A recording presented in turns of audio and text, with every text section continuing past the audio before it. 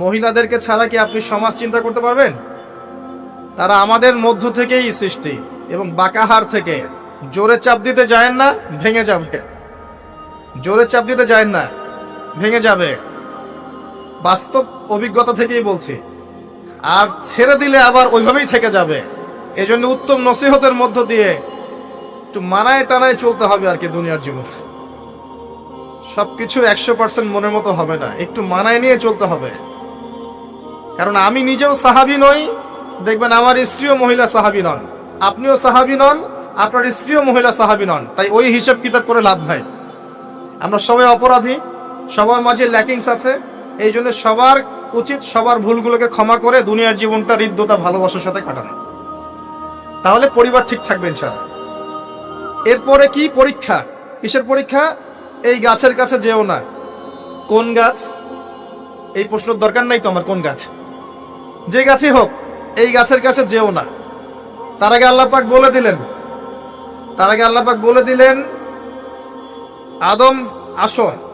ফেরেশতাদেরকে ডাকলেন, আদম তুমি এই নামগুলো বলে দাও। তিনি সব নাম বলে দিলেন।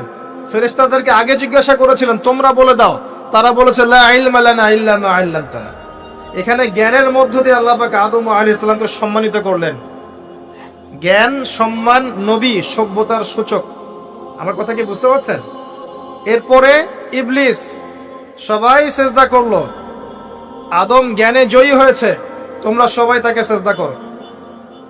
আল্লাহ পাক আদম আলাইহিস সালামকে বড় করলেন, কারণ তিনি তাকে ভালোবাসেন। আল্লাহ পাক আমাদেরকে ভালোবাসেন, বাসেন না? আল্লাহ পাক আমাদেরকে প্রচন্ড ভালোবাসেন। আর আপনি যাকে ভালোবাসবেন তাকে বড় করতে চাইবেন না? আল্লাহ পাক আদম আলাইহিস সালামকে উঁচু করলেন, তোমরা আদমকে সিজদা করো। ওয়া ইয কুলনা লিল মালাইকাতি ইসজুদু লিআদম ফাসাজাদু। সবাই সিজদা করলো ইল্লা ইবলিস। ইবলিস কেন সিজদা করলো না? কিয়াস করলো, খলাকতানি মিন নার ওয়া খলাকতাহু মিন তিন। আমাকে সৃষ্টি করেছেন আগুন দিয়ে, তাকে সৃষ্টি করেছেন মাটি দিয়ে, আমি কেন তাকে সিজদা করতে যাব? Remember, listen to me. ইবলিসের জ্ঞান ছিল, ইবলিসের আমল ছিল। আই রিপিট, ইবলিসের জ্ঞান ছিল, ইবলিসের আমল ছিল। ইবলিসের মাঝে বিনয় ছিল না, অহংকার ছিল। ইবলিস ধ্বংস হয়ে গেছে। আমাদের জ্ঞান, আমাদের ডিগ্রি, আমাদের সার্টিফিকেট আমাদেরকে অহংকারী বানায়। আমরা ইবলিসের কাতারভুক্ত হয়ে যাব, নাউযুবিল্লাহ। ঠিক আছে? এবার ইবলিসকে বের করে দেওয়া হলো, চিরস্থায়ী জাহান্নামী, অভিশপ্ত করা হলো। আদম এবং হাওয়া আলাইহিস সালাম জান্নাতে রাখা হলো। গাছের কাছে যেও না, তারা চলে গেলেন। কিভাবে চলে গেলেন? এখানে আসেন। ইবলিস এসে ওয়াসওয়াসা দিয়েছে। কি ওয়াসওয়াসা সেটা শোনেন। এটা একটা ভালো প্রশ্ন। কোন ওয়াসওয়াসায় পড়ে তার এই কাজটা করে ফেললেন? এটা সূরা তহার মধ্যে আছে। কোন সূরা? তহা। এখানে আল্লাহ পাক বলেছেন, ইবলিস এসে বলেছিল যে তোমরা যদি ওই গাছের কাছে যাও এবং এর ফল খাও, তাহলে তোমরা চিরস্থায়িত্ব লাভ করবে। চিরস্থায়িত্ব, অমর হয়ে যাবে। অমর, কথা বুঝতে পারছেন? অমরত্ব। অমরত্বের টোপ দিয়ে ইবলিস এভাবে ওয়াসওয়াসা দিয়েছে আমাদের পিতাকে, আমাদের মাকে। এর ফলশ্রুতিতে আল্লাহ রাব্বুল আলামিন আমাদেরকে নামিয়ে দিয়েছেন পৃথিবীতে। আল্লাহ পাক নামিয়ে দেওয়ার সময় আদম এবং হাওয়া আলাইহিস সালাম তাদেরকে ক্ষমা করে দিয়েছেন, কিন্তু একটা সময় দিয়েছেন। এখন আর জান্নাতে থাকা হবে না, পৃথিবীতে চলে যাও, এখানেও চিরস্থায়ী জীবন পাবে না, নির্দিষ্ট সময় থাকবে। এর মধ্যে আমি তোমাদের রিজিক দিব, তোমাদেরকে আমি খাবার দিব, বাসস্থান দিব, সবকিছু দিব, স্ত্রী সন্তান যা যা লাগে মৌলিক চাহিদা সব দিব। তখন যদি তোমরা আমার হেদায়েতকে মেনে চলো, আবার জান্নাতে ফিরে আসবে। যদি না মানো, ইবলিসের সাথে জাহান্নাম। কথা ক্লিয়ার? সহজ সরল জীবন দর্শন, দ্য ফিলোসফি অফ লাইফ। এত দর্শন শেখার দরকার নাই। আমরা দর্শনের বই পড়তে পড়তে মাথা খারাপ হয়ে গেছে। পশ্চিমা দর্শন, জৈন দর্শন, চারবাক দর্শন, ইউরোপিয়ান দর্শন, আধুনিক দর্শন পড়তে পড়তে অবস্থা খারাপ। মার্কসীয় দর্শন। সুবহানাল্লাহ। একটা সহজ সরল জীবন দর্শন আল্লাহ দিয়েছেন। সূরা বাকারার আয়াত নাম্বার 38 এবং 39, দুইটা আয়াত। কি দর্শন? আল্লাহ বলছেন, কুল নাহবিতু মিনহা জামিআ। আমি আল্লাহ বললাম তোমরা সবাই নেমে যাও। কারা কারা সবাই? আদম, হাওয়া, ইবলিস। তোমরা নেমে যাও পৃথিবীতে। ফাইম্মা ইয়াতিয়ান্নাকুম মিন্নি হুদান। তোমাদের কাছে আমার পক্ষ থেকে হেদায়েত আসবে। কি আসবে? এই যে তাওরাত, জাবুর, ইনজিল, কোরআন, আল্লাহর বাণী, ওহী, এগুলো আসবে, রাসূল আসবেন। ফামান তাবিআ হুদায়া ফালা খাউফুন আলাইহিম ওয়ালা হুম ইয়াহজানুন। যে বা যারাই আমার এই হেদায়েতকে মেনে চলবে তাদের বিন্দু মাত্র ভয় নাই, কোনো টেনশন নাই, কোনো ভাবনা নাই, ইনশাআল্লাহ আবার জান্নাতে ফিরে আসবে ইনশাআল্লাহ। সুসংবাদ, ঠিক আছে? তারপরের আয়াত আল্লাহ পাক বলছেন ওয়াল্লাযীনা কাফারু ওয়া কাযযাবু বিআয়াতিনা, কিন্তু যারা আমার আয়াতকে মিথ্যা প্রতিপন্ন করবে এবং অস্বীকার করবে, কুফরি করবে, ফাউলাইকা আসহাবুন নার, এরা হবে জাহান্নামের অধিবাসী। কার সাথে? ইবলিসের সাথে। হুম ফিহা খালিদুন, তারা সেখানে চিরস্থায়ী হবে। সহজ সরল জীবন দর্শন, দ্য ফিলোসফি অফ লাইফ। মানলেই শান্তি, না মানলেই অশান্তি। এরপর একটা চ্যালেঞ্জ, ইবলিস চ্যালেঞ্জও করছে, আল্লাহ তুমি আমাকে বের করে দিয়েছো, ঠিক আছে, আমি আদম সন্তানের ডান দিক থেকে আসব, বাম দিক থেকে আসব, সামন থেকে আসব, পিছন থেকে আসব, তাকে আমি জাহান্নামের পথে নিয়েই ছাড়ব। এটা মনে রাখেন মাথার মতো, ইবলিসের চ্যালেঞ্জ। আর আল্লাহ পাকও সতর্ক করলেন ইন্নাহু লাকুম আদুউম মুবিন, সে তোমাদের স্পষ্ট শত্রু। এবার পৃথিবীতেও নামিয়ে দিলেন, হেদায়েতও পাঠাচ্ছেন, নবী রাসূল পাঠিয়েছেন। সভ্যতা আস্তে আস্তে এগিয়ে চললো। সভ্যতায় দুইটা শক্তি দেখতে পাচ্ছেন, একটা আল্লাহর পক্ষ থেকে আসা শক্তি, একটা শয়তানি শক্তি। এই দুটো নিয়ে সভ্যতা এগিয়ে চলছে। আবারও বলছি, সভ্যতা শুরু হয়েছে নবী দ্বারা, রোমকদের দ্বারা নয়। সভ্যতা শুরু হয়েছে নবী দ্বারা। মানুষ আগে গাছের ছাল পাতা পরে থাকতো না। সূরা আরাফে আল্লাহ পাক বলেছেন আমি মানুষের জন্য, আদম হাওয়া আলাইহিস সালাম, তাদের জন্য লেবাস পাঠিয়েছি, পোশাক পাঠিয়েছি। আমি লেবাস নাজিল করেছি উপর থেকে। লোহার খনি দেখেছেন? লোহার খনি কেউ কি বিশ্বাস করবে যে লোহা মহাকাশ থেকে পৃথিবীতে এসে পড়েছে? ওয়ানজালনাল হাদিদ, আল্লাহ পাক বলছে আমি হাদিদ নাজিল করেছি। কোরআন নাজিল করা বোঝেন? কোরআন নাজিল মানে কি? আল্লাহর উপর থেকে কোরআন আসেনি। জিবরাইল আলাইহিস সালাম কোরআন নিয়ে আসছেন না নিচে মুহাম্মদ সাল্লাল্লাহু আলাইহি ওয়াসাল্লামের কাছে? এই যে কোরআন নাজিল হচ্ছে, আনজালা। আল্লাহ পাক এই কথা বলছেন যে লোহা আমি নাজিল করেছি। লোহার একটা অণু আপনি তৈরি করতে পারবেন পৃথিবীতে ল্যাবে বসে? সুবহানাল্লাহ। আল্লাহ পাক নাজিল করেছেন। ঠিক একই ভাবে আল্লাহ পাক পোশাক নাজিল করেছিলেন আদম এবং হাওয়া আলাইহিস সালাম তাদের জন্য। তারা গাছের ছাল পাতা পরে ঘোরাফেরা করতেন না। বোগাস কথাবার্তা শেখায় মানুষ। এবং কৃষিকাজ, আপনার প্রযুক্তি, আপনার পরিবার গঠন, সন্তান প্রতিপালন, একজন মানুষের জীবন যাপনের জন্য যত কিছু প্রয়োজন, সব জ্ঞান আল্লাহ পাক আদম আলাইহিস সালামকে শিক্ষা দিয়েছিলেন। দুনিয়াতে আসার পরে যখন যেটা প্রয়োজন হয়েছে, ওহী নাজিল হয়েছে, জিবরাইল আলাইহিস সালাম তাকে শিখিয়ে দিয়েছেন। মানুষ গুহার মধ্যে ছবি এঁকে থাকতো। আর এরা বলছে আদম আলাইহিস সালাম বানর থেকে হয়েছেন। নাউযুবিল্লাহ,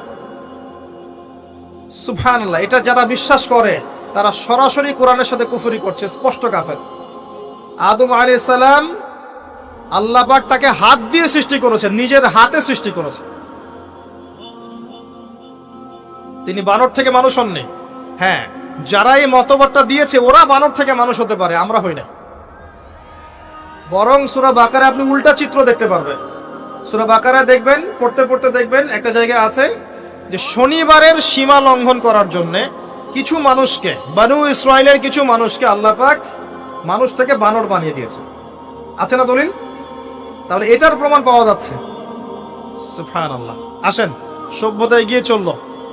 সভ্যতা দুটো শক্তি, আল্লাহর বিধান, আল্লাহ নাজিলকৃত পবিত্র তাওহীদ, এবং অপর সাইডে আছে শয়তানের শিরক।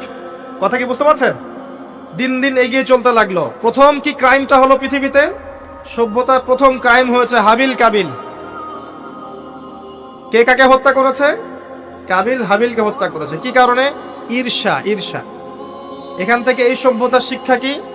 শিক্ষা হচ্ছে এটাই, আজকের দিনেও যদি আমরা হাবিল আর কাবিলের মতো, এই যে কাবিল যেমন করে ঈর্ষা পরায়ণ হয়ে হাবিলকে হত্যা করেছে, এই ঈর্ষা ত্যাগ না করতে পারি, তাহলে এ উম্মার তাকদিরে খারাপই আছে।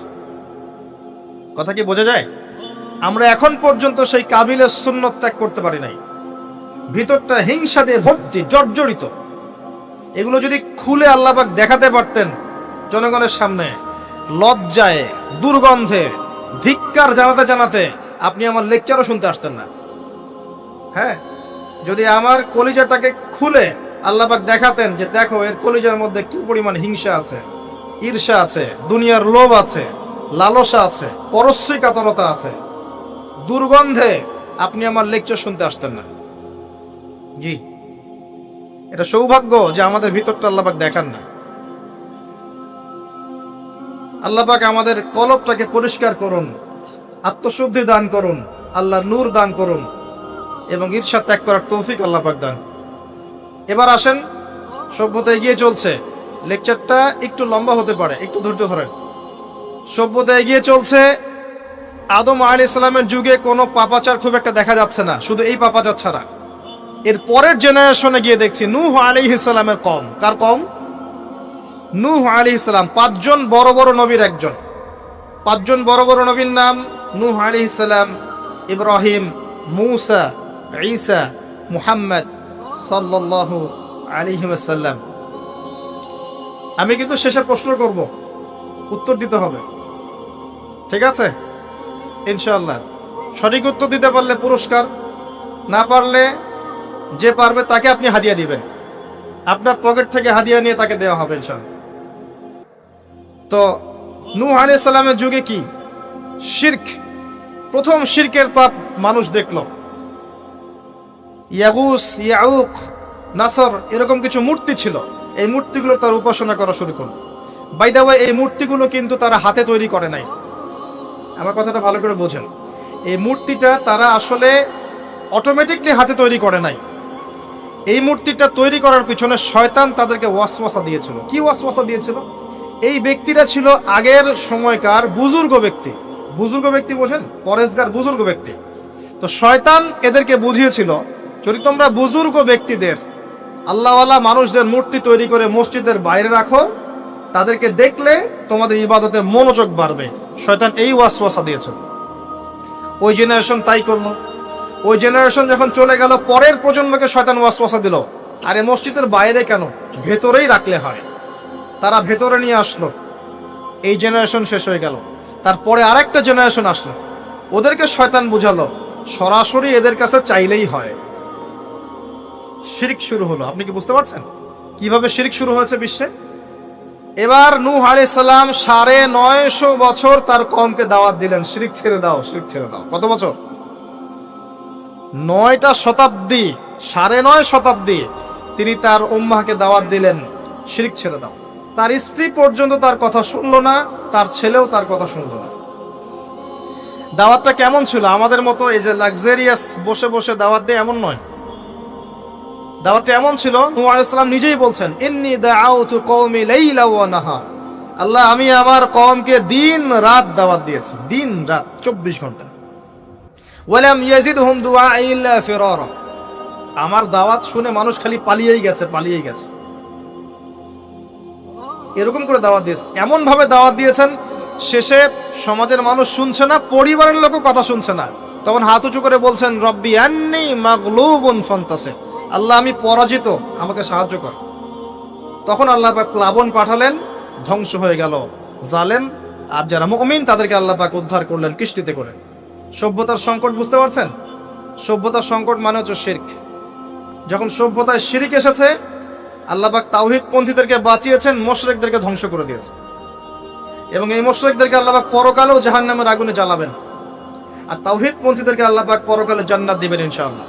এই সভ্যতা এগিয়ে যাচ্ছে, এরপরে আরো এগিয়ে গেল। সব তো বলার সময় নাই, কয়েকটা বলছি। এগিয়ে যেতে যেতে একটা কওম আসলো, একটা সভ্যতা আসলো, যারা এত শক্তিশালী, ফিজিক্যাল স্ট্রাকচার এত লম্বা চওড়া, মানে এক একজন তাল গাছের সমান সমান লম্বা মানুষ, আদম সন্তান। পাহাড় কেটে কেটে বাড়ি নির্মাণ করে। এবং তাদের এই সভ্যতা সম্পর্কে আল্লাহ পাক বলেছেন যে লাম ইউখলাক মিসলুহা ফিল বিলাদ। এমন সভ্যতা পৃথিবীতে সৃষ্টি করা হয়নি। এত উচ্চ মানের সভ্যতা ছিল। এদের নাম ছিল আদ জাতি। আদ কি নাম? তাদের নবী ছিলেন হুদ আলাইহিস সালাম। কি নাম? হুদ আলাইহিস সালাম। তিনি দাওয়াত দিলেন একই স্টাইলে, আল্লাহর ইবাদত করো, আমার আনুগত্য করো, শিরিক করো না, ইত্যাদি ইত্যাদি। কওম তার কথা শুনলো না। অল্প কিছু মানুষ শুনলো, তাদেরকে তিনি সাথে নিয়ে চলে গেলেন। আল্লাহ পাক জালেমদেরকে ধ্বংস করে দিলেন। একই সুন্নাহ। কিভাবে ধ্বংস করলেন? ঝঞ্ঝা বায়ু দিয়ে। এমন বাতাস, যে বাতাসে পুরো কওম উড়ে চলে গেল খেজুর গাছের মতো, খেজুর গাছের ডালের মতো পড়ে থাকলো। যারা বলতো মান আশাদ্দু মিন্না কুওয়া, আমাদের চেয়ে শক্তিশালী আর কে আছে, আল্লাহ পাক ওদেরকে বাতাস দিয়ে উড়িয়ে শেষ করে দিলেন। সুবহানাল্লাহ। এরপরে আরেকটা সভ্যতা আসলো, যার নাম সামুদ।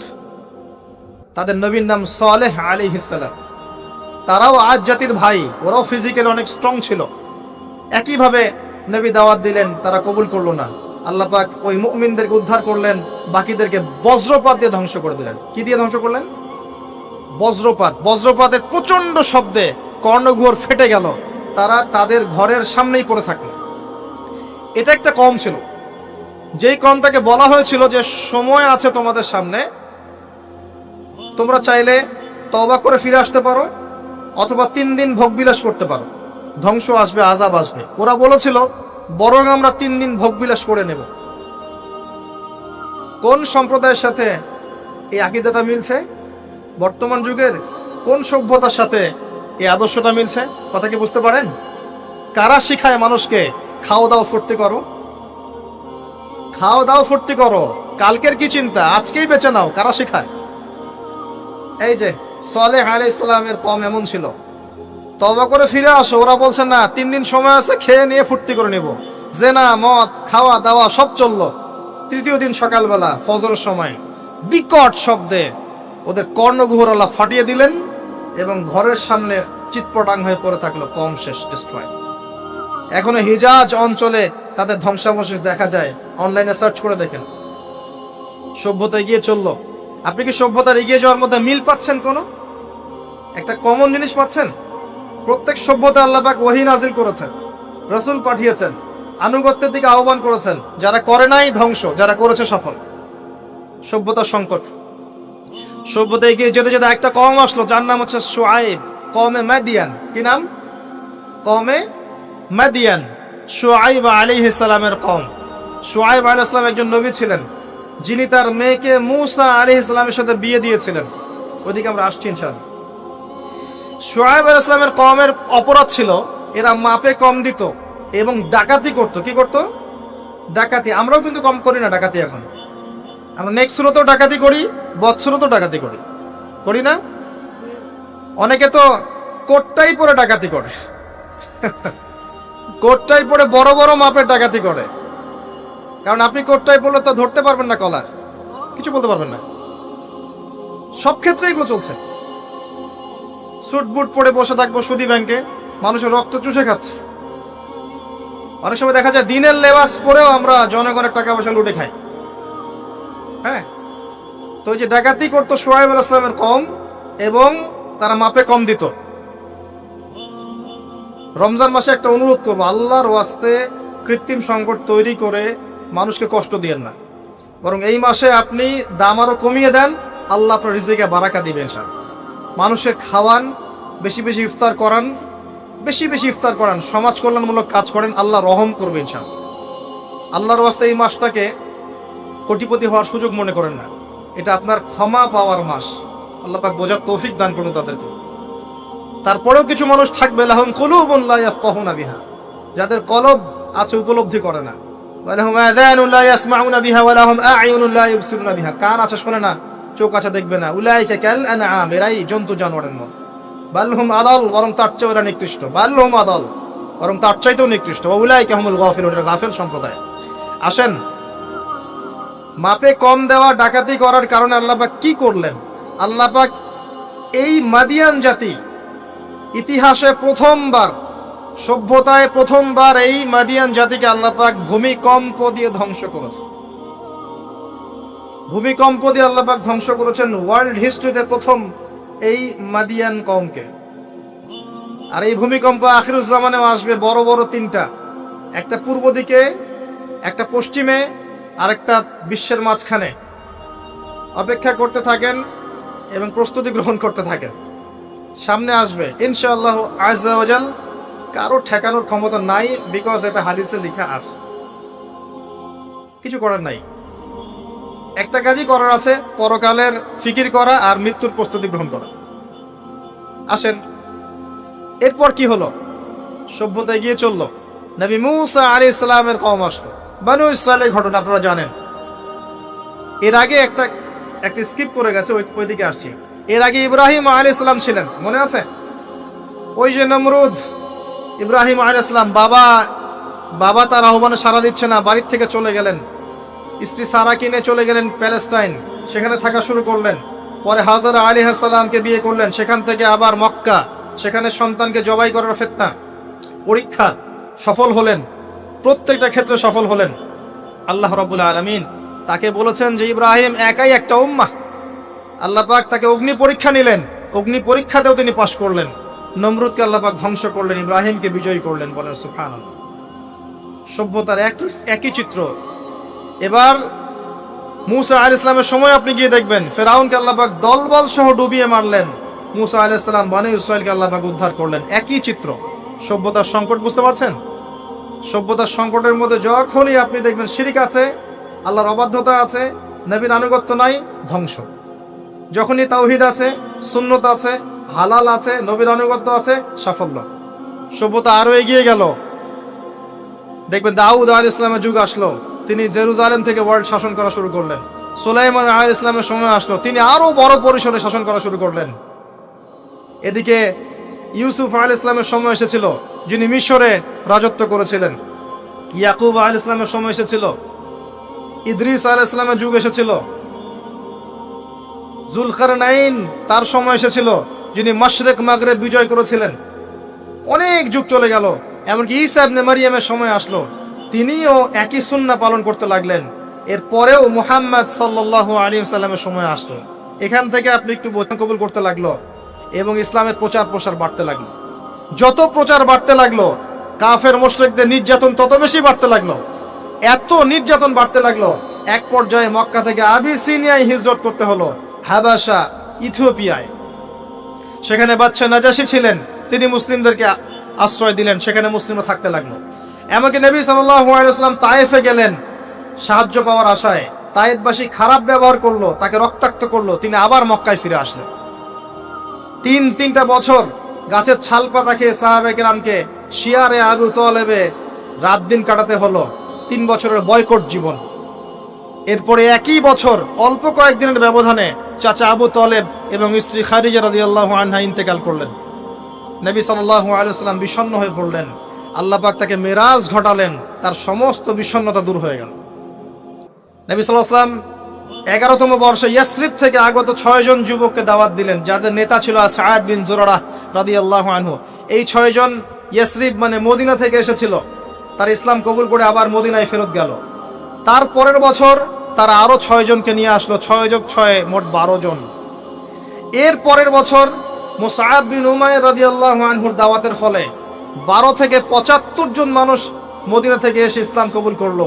মদিনায় হিজরতের পটভূমি তৈরি হলো। নবী সাল্লাল্লাহু আলাইহি ওয়াসাল্লাম তার পরের বছর হিজরত করলেন মদিনায় সাহাবায়ে কেরামকে নিয়ে। এই যে মদিনা, এটাই হলো প্রথম ইসলামিক স্টেট। কথা কি বুঝতে পারছেন? ওই দাউদ এবং সুলাইমান আলাইহিস সালামের পর এবং ইউসুফ আলাইহিস সালামের যুগের পর এই মদিনাই হচ্ছে পরবর্তী ইসলামিক স্টেট। এখানে ছিল রাষ্ট্রের সমস্ত সংজ্ঞা, এখানে ফুলফিল হলো। এখানে জনগণ হলো, এখানে সার্বভৌমত্ব থাকলো, এখানে গভর্নমেন্ট হলো এবং যার প্রেসিডেন্ট স্বয়ং মুহাম্মদ সাল্লাল্লাহু আলাইহি ওয়াসাল্লাম। আমার কথা কি বুঝতে পারছেন? আমি একটু দ্রুত নিয়ে যাচ্ছি আপনাদেরকে, সময় শর্ট। এবার এই মদিনাকে প্রোটেক্টেড করার জন্য নবী সাল্লাল্লাহু আলাইহি ওয়াসাল্লাম সামরিক বাহিনী থেকে শুরু করে ইকোনমিক বেস, আপনার পলিটিক্যাল অ্যাফেয়ার্স, সমস্ত বিষয়গুলো করতে লাগলেন। এক পর্যায়ে আবু সুফিয়ানের কাফেলাকে আক্রমণকে কেন্দ্র করে বদরের যুদ্ধ হয়ে গেল, আর এই যুদ্ধে মুসলিমদেরকে আল্লাহ পাক বিজয় দান করলেন। তার পরের বছর উহুদের যুদ্ধ হলো। আমাদের একটা ভুলের কারণে আমরা এই যুদ্ধের সাময়িক বিপর্যয়ের শিকার হলাম। পরাজিত হয়নি, সাময়িক বিপর্যয়ের শিকার হয়েছে। স্বয়ং নবী সাল্লাল্লাহু আলাইহি ওয়াসাল্লামকেও মার খেতে হয়েছে। জি, এবং 70 জন সাহাবী এখানে ইন্তেকাল করেছেন, শাহাদাত বরণ করেছেন, যার মধ্যে হামজা রাদিয়াল্লাহু আনহু ছিলেন। এর পরের বছর 10,000 সৈন্য নিয়ে মুশরিকরা আক্রমণ করলো মদিনা। এখানে 1.5-2 মাস মদিনাকে অবরোধ করে রাখলো। এটা হলো খন্দকের যুদ্ধ, আহজাবের যুদ্ধ। সূরা আহজাব পড়ে দেখেন। এরপর তারা ফিরে চলে গেল। এবার নবী সাল্লাল্লাহু আলাইহি ওয়াসাল্লাম বললেন, আজকের পর থেকে তারা আর আমাদেরকে আক্রমণ করতে পারবে না, আমরাই করবো ইনশাআল্লাহ। এরপর নবী সাল্লাল্লাহু আলাইহি ওয়াসাল্লাম দাওয়াত বাড়াতে লাগলেন, ইকোনমিক বেস বাড়াতে লাগলেন, সামরিক বিষয়গুলো শক্তিশালী করতে লাগলেন এবং গোত্রে গোত্রে ইসলামের দাওয়াত পৌঁছে দিতে লাগলেন। এক পর্যায়ে স্বপ্ন দেখলেন তিনি মক্কা তাওয়াফ করছেন। সাহাবীরা বুঝে ফেললেন যে আমরা মক্কায় ঢুকবো। তারা ইহরাম বেঁধে মক্কায় ঢুকতে লাগলেন।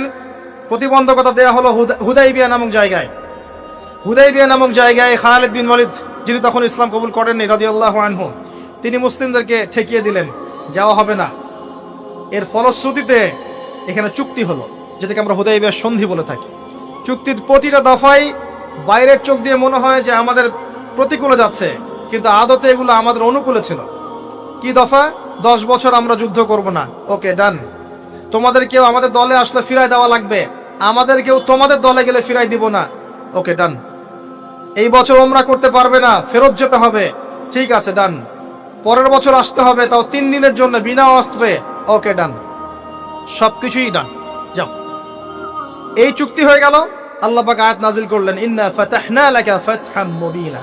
এই চুক্তির মধ্যেই তোমাকে আমি বিজয় দিয়েছি হে নবী সাল্লাল্লাহু আলাইহি ওয়াসাল্লাম। বলেন সুবহানাল্লাহ। কি বিজয়? বোঝেন এই জায়গাটা।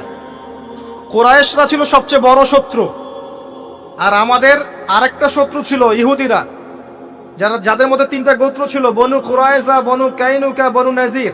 বনু নাজির, বনু কুরাইজা, বনু কাইনুকা, এদেরকে বের করে দেওয়া হয়েছে। এরা খায়বারে গিয়ে আশ্রয় নিয়েছে। এর মধ্যে শুধু বনু কুরাইজাকে হত্যা করা হয়েছিল, কারণ তারা গাদ্দারি করেছিল আহজাবের যুদ্ধে। এটা দ্বিতীয় বড় শত্রু, আর এই কুরাইশরা সবচেয়ে প্রধান বড় শত্রু। কি করলেন নবী সাল্লাল্লাহু আলাইহি ওয়াসাল্লাম? তিনি 10 বছরের জন্য তাদের হাতকে চেপে ধরলেন। এই 10 বছর তারা আমাদের সাথে আর যুদ্ধ করবে না, মানে এরা স্টপ। এখন আমি বাইরের শত্রু থেকে ডিল করতে পারবো। কথা কি বুঝতে পারছেন? এই চুক্তির ঠিক পরের বছর নবী সাল্লাল্লাহু আলাইহি ওয়াসাল্লাম খায়বার আক্রমণ করলেন, কারণ এরা আর খায়বারকে সাহায্য করতে পারবে না। What a leader, what a personality, মানে কি ব্যক্তিত্ব, কি নেতা, কি বিচক্ষণতা, চিন্তা করেন। 10 বছর বন্ধ করে দিলাম, তোমার সাথে আমার কোনো লড়াই নাই এবং তুমি আমাদের কোনো শত্রুকে হেল্প করতে পারবে না, ওকে ডান, ডিল হয়ে গেল। এবার যেহেতু বড় শত্রুর হাত চেপে ধরা হয়েছে, এখন ছোট ছোট শত্রুগুলোকে তিনি সাইজ করা শুরু করলেন, একটা একটা করে ধরে সবগুলোকে সাইজ। পরে বড়টারও কলার চেপে ধরলেন। কি ডিপ্লোমেসি! আমরা খালি এখন মিষ্টি খাওয়া সুন্নত জানি, আমরা এখন জিওপলিটিক্যাল ডিপ্লোম্যাটিক সুন্নাত জানি না। জি, চিন্তা করে দেখ, এই জায়গাটা খুব ভালো করে বুঝবেন। খায়বার বিজয়ের পর থেকে নিয়ে মুসলিমদের আর্থসামাজিক অবস্থা আরো বাড়তে লাগলো, প্রচুর সম্পদ গনিমত বাড়তে লাগলো এবং পররাষ্ট্রনীতি অ্যাপ্লাই করা হলো। রোমক সম্রাটকে দাওয়াত দেওয়া হচ্ছে, মিশরের বাদশাকে দাওয়াত দেওয়া হচ্ছে, পারস্যের দাওয়াত দেওয়া হচ্ছে। আস্তে আস্তে সারা বিশ্বে ইসলামের দাওয়াত ছড়িয়ে পড়ল। এক পর্যায়ে মাত্র এই চুক্তির 3-4-5 বছর পরেই, এই চুক্তির 10 বছর যায় নাই, 3 বা 4 বছর পরেই, 3, 4, 4.5 এরকম বছর পরেই বিনা যুদ্ধে বিশাল সেনাবাহিনীকে নিয়ে নবী সাল্লাল্লাহু আলাইহি ওয়াসাল্লাম এই মক্কা আক্রমণ করলেন। মক্কা বিজয়। কোন মক্কা? যেই মক্কায় আগে শিরিক ছিল, এখন শিরিক নাই। যেই মক্কায় সুদ ছিল, এখন সুদ নাই। যেই মক্কায় নারীকে জীবন্ত কবর দেওয়া হয়েছে, নারীর কোনো অবমাননা নাই। যেই মক্কার মধ্যে মাদকের সয়লাভ ছিল, কোনো সয়লাভ নাই। যে মক্কায় গোত্রীয় হানাহানি কাটাকাটি ছিল, এখন কিচ্ছু নাই, সবাই ভাই ভাই।